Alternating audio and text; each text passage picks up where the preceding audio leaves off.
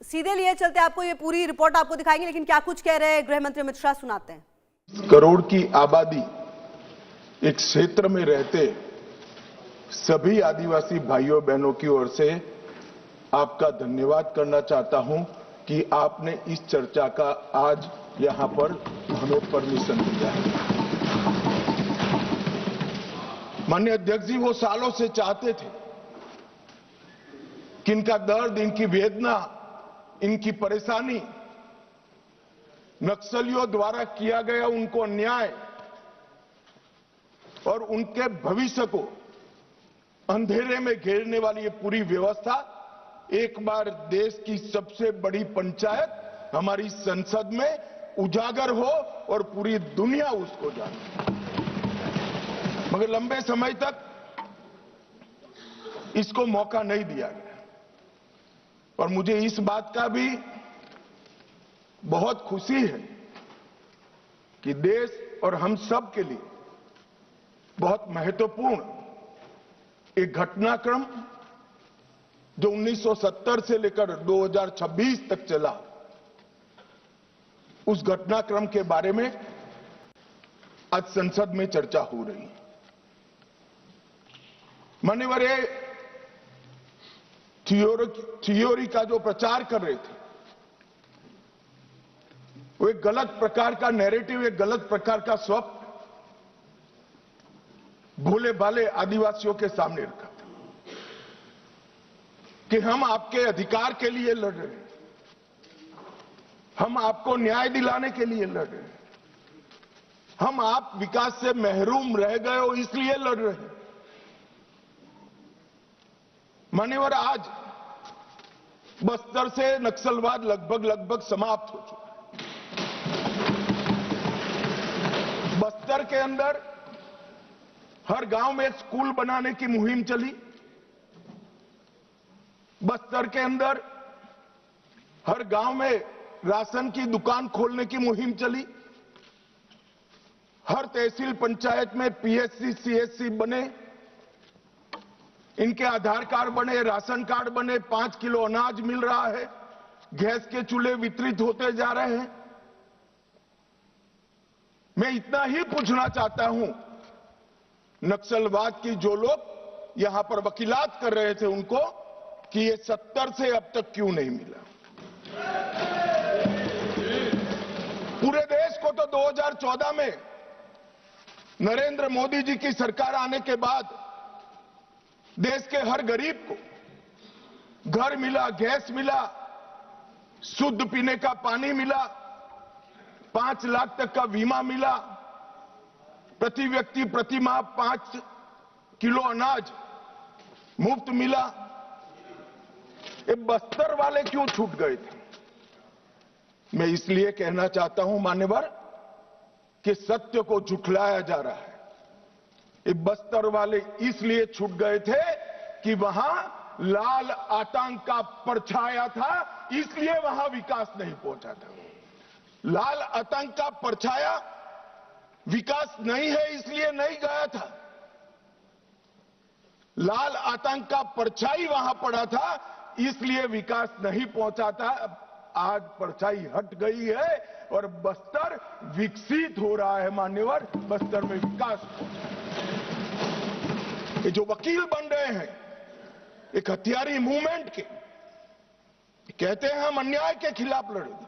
संविधान को मानोगे या नहीं मानोगे?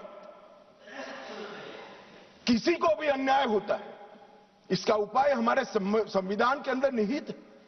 अदालतें बनी हैं, विधानसभाएं बनी हैं, जिला पंचायतें बनी हैं, तहसील पंचायतें बनी हैं। ये पूरी व्यवस्था को नकार कर हाथ में हथियार उठा लोगे? ऐसा कैसे चलेगा? और जस्टिफाई जो करे उनको मैं कहना चाहता हूं, वो समय चला गया। ये नरेंद्र मोदी की सरकार है, जो हथियार उठाएगा उसको हिसाब देगा। इस तरह से नहीं चलेगा। सरकार संवेदनशील है, सभी समस्याओं को सुनना चाहती है, निराकरण भी चाहती है। यही संसद ने ढेर सारी योजनाएं बनाई हैं, मगर इसका इंप्लीमेंटेशन भी आप नहीं करने दोगे, क्योंकि आपकी आइडियोलॉजी और आपका अवैध शासन वहां पर चलता रहे। मैं आज पूछना चाहता हूं, अभी कांग्रेस के लोग बहुत जोर जोर से आदिवासी का विकास नहीं हुआ, विकास नहीं हुआ, विकास नहीं हुआ कहते थे, और राजकुमार रोज जैसे आदिवासी युवा सांसद भी वोट की लालच में कांग्रेस का समर्थन कर रहे थे, कांग्रेस की थियोरी का समर्थन कर रहे। मैं उनको पूछना चाहता हूं, भाई 75 साल में 60 साल तो शासन आपने किया, आदिवासी अभी तक विकास के बगैर क्यों बच गया? विकास तो अब आकर नरेंद्र मोदी जी कर रहे हैं। 60 साल तक उसको घर नहीं दिया, उसको पानी नहीं दिया, इसके लिए स्कूल नहीं बनी, मोबाइल टावर नहीं पहुंचने दिए, बैंक की फैसिलिटी नहीं पहुंचने दी, और अब आप हिसाब मांग रहे हो। अरे भाई, थोड़ा तो अपने गिरेबान में झांक कर देखो कि दोषी कौन है। मान्यवर, मैं पूरा बताऊंगा। मान्यवर, 12 राज्य छत्तीसगढ़, तेलंगाना, आंध्र प्रदेश, ओडिशा, महाराष्ट्र, मध्य प्रदेश, झारखंड, बिहार, बंगाल, केरल, कर्नाटक का कुछ हिस्सा और उत्तर प्रदेश के 3 जिले, ये पूरा रेड कॉरिडोर बनाकर और वहां कानून का शासन समाप्त कर। 12 करोड़ लोग गरीबी के अंदर सालों तक जीते रहे, किसी ने चिंता नहीं की। हजारों युवाओं की मृत्यु हुई। एक एनजीओ की अगर मान ले तो इधर और साइड से 20,000 युवा मारे गए। कई पूरा जीवन दिव्यांग बन गए, अपाहिज बन गए, नर्क का जीवन जी रहे हैं और उनके तक विकास भी नहीं पहुंचा। मान्यवर, कौन जिम्मेदार है इसके लिए? क्या इस देश की सबसे बड़ी लोकतंत्र की पंचायत ने क्षीर नीर कर इस पर चिंतन नहीं करना चाहिए, या अपने गढ़े गढ़ाई थियोरी लेकर घूमते रहना चाहिए?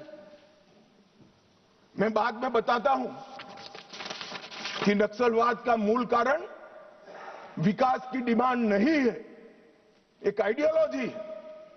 जिस आइडियोलॉजी को अपने राष्ट्रपति पद का चुनाव जीतने के लिए 1970 से इंदिरा जी ने स्वीकार कर लिया, ये वामपंथी विचारधारा के कारण नक्सलवाद फैला। मान्यवर, प्रधानमंत्री मनमोहन सिंह जी ने पूरे देश के सामने स्वीकारा था कि कश्मीर और नॉर्थ ईस्ट की तुलना में भी देश की आंतरिक सुरक्षा की सबसे बड़ी समस्या हथियारी माओवादी, मगर कुछ नहीं हुआ। मान्यवर, 2014 में परिवर्तन हुआ और मोदी जी के शासन के अंदर कई सारी वर्षों पुरानी समस्या का निराकरण हुआ। धारा 370 हट गई, 35A हट गई, राम जन्मभूमि पर भव्य मंदिर बन चुका है, जीएसटी इस देश में आज वास्तविकता बनकर रहा है, सीएए का कानून आ गया है, विधायी मंडलों में मातृशक्ति को 33% आरक्षण दिया गया है। कई सारे बड़े काम जो आजादी के वक्त से इस देश की जनता चाहती थी कि कभी न कभी हो, वो सारे काम नरेंद्र मोदी जी के 12 साल में हुए और अब ये नक्सलवाद से मुक्त भारत की रचना भी नरेंद्र मोदी जी के शासन के अंदर ही हो रही है। ये 12 साल एक प्रकार के देश के लिए बहुत शुभंकर साबित हुए। देश को गरीबी से मुक्ति दिलाने के लिए, देश के युवाओं के लिए नई शिक्षा पद्धति लाने के लिए, देश की आंतरिक और बाह्य सुरक्षा को सुनिश्चित करने के लिए, इस देश के मूलों से न जुड़ी हुई पॉलिसियों को दरकिनार करने के लिए ये 12 साल में बहुत कुछ हुआ है। मगर मैं मानता हूं अगर कोई पॉलिटिकल साइंस का विद्यार्थी इसका रेटिंग करना चाहेगा कि ये सारी चीजों से सबसे बड़ा फायदा किस फैसले और किस सिद्धि से हुआ है, तो निसंकोच वो पॉलिटिकल साइंस का विद्यार्थी नक्सल मुक्त भारत को नंबर 1 पर रखने से जरा भी नहीं। मान्यवर, ये जो बड़ी घटना देश में आकार लेने जा रही है, उसका पूरा श्रेय, उसका पूरा यश हमारे सीएपीएफ के जवान, विशेषकर कोबरा और सीआरपीएफ के जवान, राज्य सरकारों की पुलिस, विशेषकर छत्तीसगढ़ राज्य पुलिस और डीआरजी के हमारे जवान और वहां के स्थानीय आदिवासी बासिंदों को जाता है। अगर उनका सहयोग ना होता तो दुनिया में कई रिकॉर्ड है, बड़े बड़े तानाशाह जब जनता साथ नहीं देती है तो डूम हिलाकर भागे हैं। मगर यहां पर आज वामपंथी उग्रवाद समाप्त होने जा रहा है, इसमें जनता का भी बड़ा साथ है। और आज मैं फिर से एक बार इस चर्चा की शुरुआत में जो हजारों युवा मारे गए, जो सिक्योरिटी फोर्सेस के जवान शहीद हो गए, जिन्होंने अपना सर्वस्व इस देश की आंतरिक सुरक्षा के लिए बलिदान कर दिया, वो सभी को मन पूर्वक पूरे सदन की ओर से विनम्र श्रद्धांजलि देकर उसको एक्नॉलेज करना चाहता हूं। मान्यवर, जो विचारधारा है इसका विकास से कोई लेन देन नहीं, विकास के मांग से भी कोई लेन देन नहीं। ये विचारधारा कौन सी है? क्या है माओवादी विचारधारा? इसका ध्रुव वाक्य क्या है? जब हम आजाद हुए हमने कहा सत्यमेव जयते, सत्य का हमेशा विजय हो, विजय होता है। इनका ध्रुव वाक्य क्या है? कि सत्ता बंदूक की नली से निकलती है, ये इनका ध्रुव वाक्य है। और वहां सत्ता शब्द का बहुत महत्वपूर्ण स्थान है। ये विकास के लिए नहीं है, अपने आइडियोलॉजी के अस्तित्व के लिए है, अपने आइडियोलॉजी के विचार विजय के लिए है। और आइडियोलॉजी को भोले भाले आदिवासियों में स्प्रेड कर कर सत्ता हासिल करने के लिए। यहां कोई विकास की बात नहीं है, इनका लोकतंत्र पर कोई विश्वास नहीं है। यहां ढेर सारे लोग, मैं नाम देना नहीं चाहता, मैं सुन रहा था 3 घंटे से कह रहे हैं कि अन्याय है तो अन्याय के खिलाफ लड़ रहे हैं। भाई, लड़ने का तरीका क्या है? हम अंग्रेजों के शासन में नहीं लड़ रहे हैं। कुछ लोगों ने भगत सिंह जी और बिरसा मुंडा से कंपैरिजन कर दिया। क्या हिमाकत कर रहे हैं? शहीद भगत सिंह और बिरसा मुंडा, भगवान बिरसा मुंडा जो अंग्रेजों के सामने लड़े, वो संविधान तोड़कर हाथ में हथियार लेकर निर्दोषों की हत्या करने वालों लोगों के साथ आप इसका कंपैरिजन कर रहे हैं? मान्यवर, राजनीतिक स्वार्थ से ऐसे विषयों में ऊपर उठ जाना चाहिए। यही विचारधारा कहती है दीर्घकालीन युद्ध ही हमारी विचारधारा को फैला सकता है। उनको अपनों का भी खून बहाने से कोई परहेज नहीं। और उनके आदर्श देखिए साहब, 10,000 साल के हमारे उपलब्ध इतिहास में कितने आइडियल, आदर्श पुरुष, स्त्री, युवा हुए, एक बहुत बड़ा लिस्ट बन सकता है। इन्होंने तिलका मांझी को अपना आइडियल नहीं समझा, भगवान बिरसा मुंडा, भगत सिंह जी या सुभाष बाबू को अपना आइडियल नहीं समझा। इन्होंने आदर्श किसको कहा? माओ को कहा, चीन का। ये आदर्श तय करने में भी फॉरेन से इंपोर्ट करते हैं। मान्यवर, बस्तर का सिलेक्शन क्यों हुआ? एक कार्यक्रम था भारत मंडपम में, बस्तर क्षेत्र से जो अच्छी शिक्षा दीक्षा प्राप्त करे थे ऐसे युवाओं के साथ मेरा इंटरेक्शन था। तो मेरे नाश्ते के टेबल पर एक बच्ची बैठी थी। उसने कहा कि साहब आप बता सकते हैं कि माओवादियों ने, नक्सलाइटों ने हमारे बस्तर को ही क्यों चुना? मान्यवर, इस विषय को मैं जरा डिटेल बताना चाहता हूं। हम सब जानते हैं कि सन 47 में जब हम आजाद हुए, संसाधन बहुत कम थे। एक लंबी गुलामी के कालखंड को समाप्त कर कर हम आजाद हुए थे। देश के अंदर विकास का नामो निशान नहीं था। दशकों तक, लगभग 2 सदी तक इस देश को गुलामी में लूटा गया। जब नया राज्य बना तो राज्य की पहुंच कुछ क्षेत्रों में सीमित रह गई थी ही नहीं, बढ़ानी थी। ये तो समय जाते जाते बढ़ेगी। और मान्यवर, क्योंकि संसाधन कम थे, रेवेन्यू कम थी, तो विकास भी परकोलेट होते होते हर क्षेत्र में एक साथ नहीं पहुंचता है। अगर रोड बनाना है तो पूरे देश के एक साथ नहीं होते। अगर बिजली पहुंचानी है तो पूरे देश में एक साथ नहीं पहुंच सकती। तो दूर दराज के क्षेत्रों तक स्टेट की पहुंच की कैपेसिटी सीमित थी, वहां पर विकास नहीं पहुंचा था। राज्य का इकबाल, स्टेट का इकबाल वहां बुलंद नहीं हुआ था।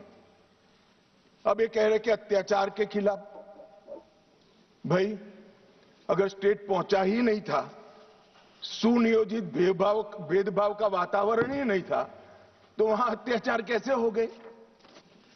मान्यवर, एक कहानी गढ़ी जा रही। सच्चाई ये है कि इन्होंने पूरे रेड कॉरिडोर को इसलिए चुना था क्योंकि वहां स्टेट की पहुंच कम थी। इसलिए भोले भाले आदिवासियों को बरगलाकर इनके हाथ में हथियारें पकड़ाई। मैं कुछ दृश्य बाद में आपको बताऊंगा। मुझे एक बात समझ में नहीं आई। 15 अगस्त 1947 के पहले इस देश का ट्राइबल बिरसा मुंडा, तिलका मांझी, रानी दुर्गावती, मुर्मू बंधुओं को हीरो मानकर चलता था। वो आदिवासी 47 से 70 आते आते माओ को अपना हीरो मानने लगा। ये परिवर्तन क्यों हुआ? मान्यवर, ये परिवर्तन विकास और अन्याय के कारण नहीं हुआ, क्योंकि कठिन भूगोल के कारण और स्टेट की अनुपस्थिति के कारण अपनी विचारधारा को फैलाने के लिए वामपंथियों ने क्षेत्र को चुना और भोले भाले आदिवासियों को उन्होंने बरगलाना चालू किया, अपनी विचारधारा का अनुयायी बनाया। और थोड़ा आगे बढ़ने के बाद उनको लगा यहां तो अच्छा काम हो सकता है भाई, मगर ये पढ़ लिख जाएंगे तो हमारे साथ नहीं रहेंगे। स्कूलें जला दी, इनके बैंक अकाउंट खुल जाएंगे तो हमारे साथ नहीं रहेंगे। बैंकें जला दी, दवाखाने जला दिए और फिर कहे यहां विकास नहीं पहुंचा है। विकास को तो वामपंथी उग्रवादियों ने वो क्षेत्र में सालों तक नहीं पहुंचने दिया, जो अब नरेंद्र मोदी के शासन में वहां पहुंच रहा है, घर घर जा रहा है। गरीबी के कारण नक्सलवाद नहीं फैला, बल्कि नक्सलवाद के कारण इस पूरे क्षेत्र में सालों तक गरीबी रही। मान्यवर, मैं इसको और अच्छे तरीके से सदन के सामने रखना चाहता हूं।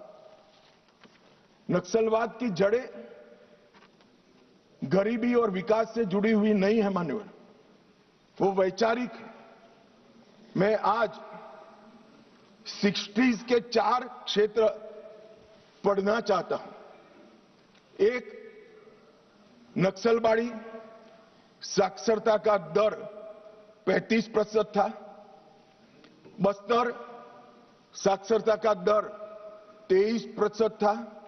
सहरसा बिहार जो नक्सलवाद से कभी प्रभावित नहीं हुआ, साक्षरता का दर 33% था।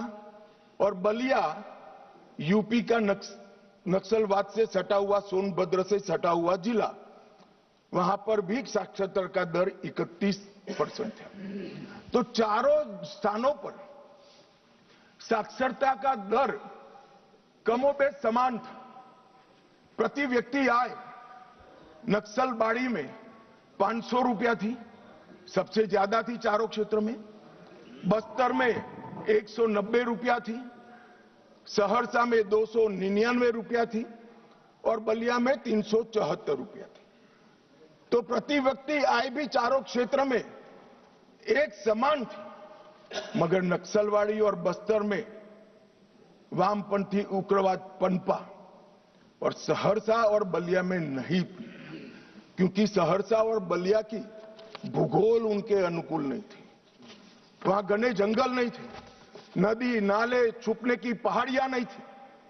हथियार लेकर अपनी मूवमेंट करने का, आदिवासियों को दबाने का, उनको जबरदस्ती अपनी आइडियोलॉजी के साथ जोड़ने की वहां पर अनुकूलता नहीं थी।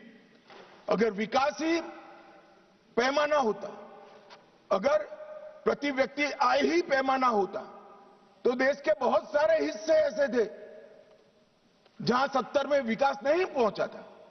वहां क्यों नक्सलवाद नहीं हुआ?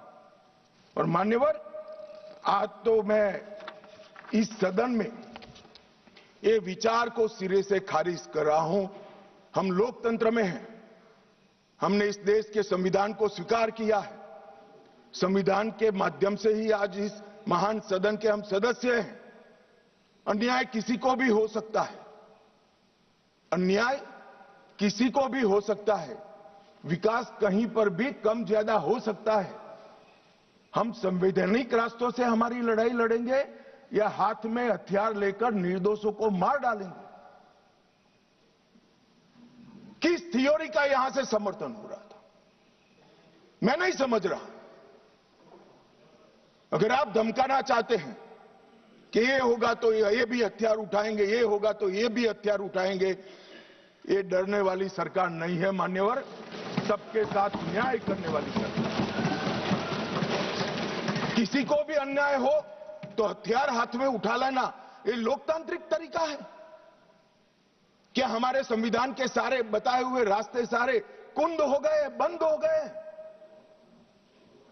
संविधान ने हर चीज की व्यवस्था की। मान्यवर, फिर से मैं एक बार नक्सलवाद की, ये तो आप पर निर्भर करता है मान्यवर।